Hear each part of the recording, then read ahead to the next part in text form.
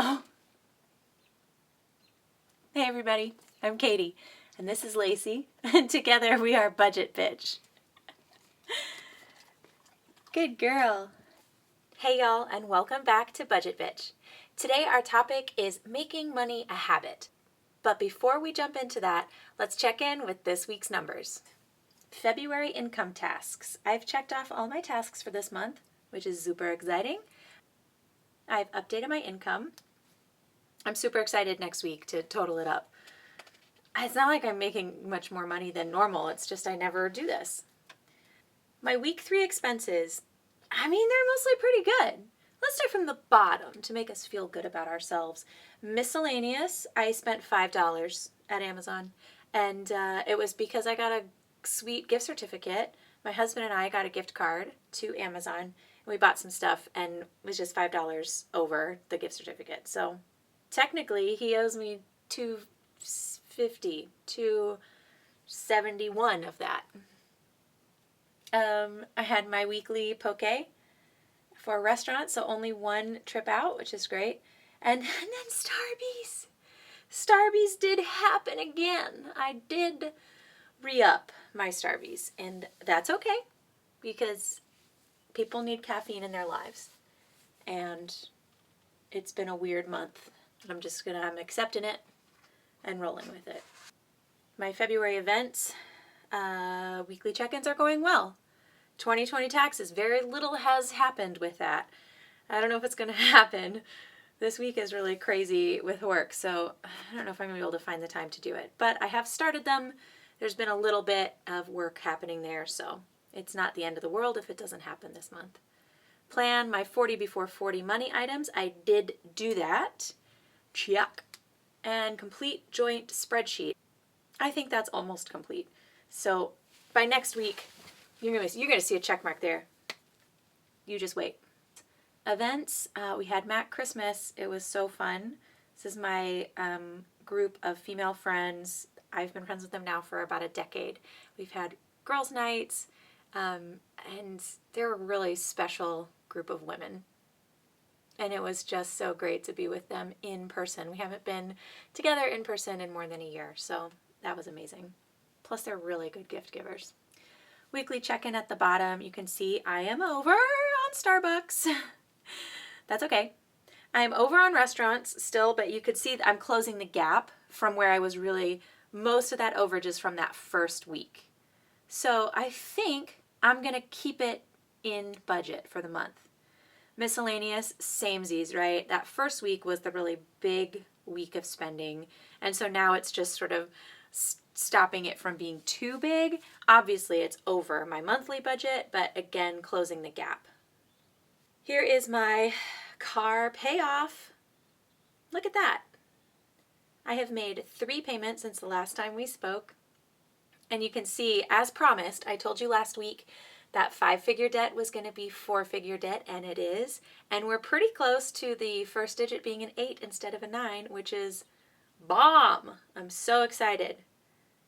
Man, that feels good paying off that debt. All right, I think that's all I have to update you with on that. I hope you like my updates. I hope that they make you happy and inspired to do your own updates. So our topic for today is making money a habit. I've mentioned a lot of times in this channel that the most important thing about, say, having a budget is checking in on that budget. Consistency is key.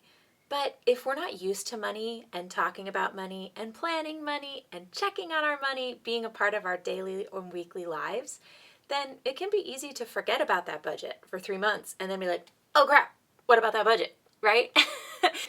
So I thought I would share some tactics that I've used or maybe some friends have used that have helped to make money a part of your life so that it's easier to keep the habit and easier to keep the budget. As always, these are just ideas to get you going. So if there are things that sound dumb to you or things you don't feel like trying, that's fine. You could just pick 1 or 2 to start out with to try in your own life. And if they work, that's great. If they don't work, change them. Tip number 1, make it pretty, or as pretty as you need it to be. Some people really love their budget journals and making them like decked out gorgeous. If that's inspiring to you, you better do it. For me, I really appreciate a spreadsheet that is laid out in a very tidy manner and is a little bit pretty. It doesn't have to be gorgeous, but a little color coding goes a long way for me. When I open a spreadsheet that is messy and I have to sort of reevaluate every time, wait, what does this column mean? It feels a little stressful. But if I can open a spreadsheet that's tidy, pretty, that makes me more excited to dive into it, update it, and things like that. Within this category too, keep your wallet tidy. If you keep all of your receipts, empty them out regularly enough so that you don't have an explosion of receipts every time you open your wallet. For me, I keep very little in my wallet. I have a primary spending card, and then I have my debit card in case I, for some reason, can't use my credit card. I do have a secondary wallet that lives in my drawer at home so that certain credit cards that I might want to use, for instance, if I'm buying a Delta flight, I would want to use my Amex Delta for that, so I would use that credit card. I just go and get to my second wallet. My main wallet, tidy, streamlined, beautiful. Tip number 2, which is basically my tip for life, make it yours. If having a budget journal helps hold you accountable or makes it inspiring to do the work, then do it. If it makes you feel overwhelmed, like, ugh, now there's another step in the process of doing budgets, then get rid of it. If using cash makes you really honest about your spending, then use cash. For me, for some reason, cash feels like free money, so I spend it wildly. I just spend and spend and spend if it's cash. I don't know why that is. In general, just because an expert says it doesn't mean it's the rule for everyone. I can't think of a single rule I've heard that would actually fit every single person. So make sure that you know your own context, your own personality, and think about how it works for you. Also, think about what the core of the idea is. For instance, Dave Ramsey is a huge proponent of using cash. As I mentioned, I don't use cash because to me, psychologically, it doesn't feel like money. That might seem backwards to you. That's how it is for me. But the core of the reason why he wants you to use cash is because he wants you to use actual money that you have and not credit. So you can still do that without using cash. Tip number 3, make it a date. Put it in your calendar. Even better, put a recurring event in your calendar. Even if you can't do it the same time every week, that's fine. If you have the event on your calendar, then when you're looking at next week's schedule, you'll see it there and realize, oh, I need to change that from Monday to Tuesday or whatever, and you'll still do it. But if it's not there, you might forget that you wanted to put that on your agenda. Recurring events can be really helpful for that. If you share finances, make it a date with your partner. If you don't share finances, make it a date with yourself. Find a way to look forward to it. That might be your favorite dinner on nights that you work on your budget. Or maybe you save the new episode of your favorite TV show for after you've reconciled your budget that week. No matter how you do it, try and make it something you don't dread, but something you really look forward to. Tip number 4, set small goals. We're talking small. Especially if money as a habit is new for you, set a goal that's so small you cannot fail. The idea of micro goals could really get you started here. Just log into your banking website every day. That's it, just log in. For a lot of people, the getting started is the big hurdle. So once you're in that website, you might want to check your spending. But that's not the goal. The goal is just to open the website. Once you've done that, you've accomplished your goal. You can put the check mark for that day on your goal tracker, and then you can go about your business. You might be surprised how much you can get done once you do that initial step. Step number 5, set process-based goals instead of end result goals. So an end result goal would be, I want to save $1,000 in an emergency fund, which is a valid goal. If you're just starting out though, that might feel overwhelming, and you might feel like it's too far away to be able to have success towards it. Another idea is to have a goal of, I am going to check my bank balance every day. Or it could be every week I'm going to transfer some money into my savings account, no matter how small. You could do that, right? You could transfer $1. Am I boring you? You could transfer $1 into your savings account every week. But to create the habit, it really is helpful to set some goals based on the process rather than the end result. Tip number 6, make it frequent.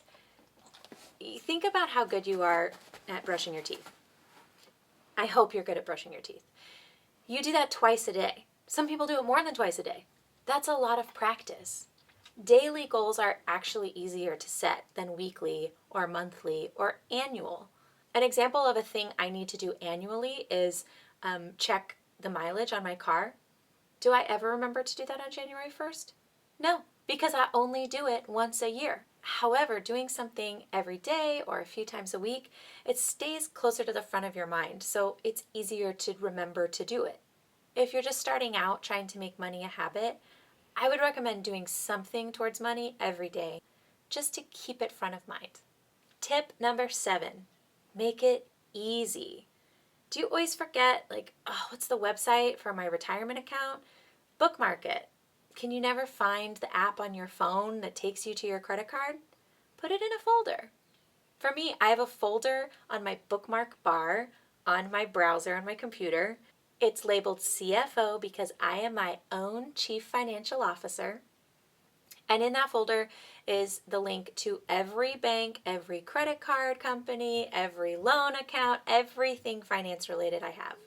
Same on my phone. I have a folder with all of my apps that are related to finance.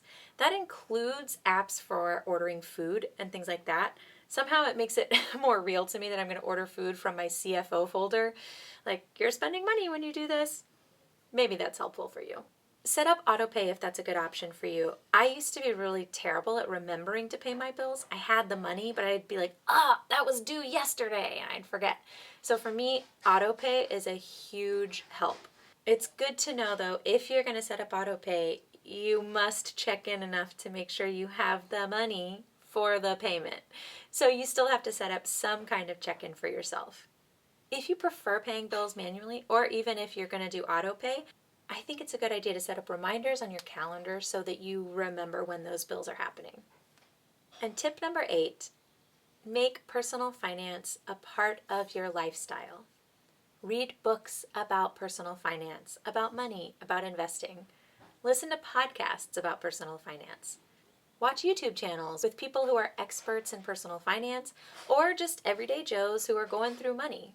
I can recommend a really good channel. It's called Budget Bitch. You should like it. You should subscribe it. It's really good. It has a cute dog in it. Get a buddy or a lot of buddies that you can check in with about money. I have my friend who's a credit card guru. He knows everything about credit card points and fees and when you should use this one and that one. And he's also in the military, so he hooks me up with all of the perks and benefits that military members get with certain credit cards. I call him or text him all the time with credit card questions. And when we're all together at work, sometimes there'll be 5 or 6 of us chatting about what credit cards we use and why they're the best ones, or how we split finances with our partners. Having friends that are willing to talk about money is so freeing and also wonderful because you get ideas, you get tips, you have a place to talk about money. It always makes me really inspired to go home and just check out my finances one more time. Bonus tip from Lacy.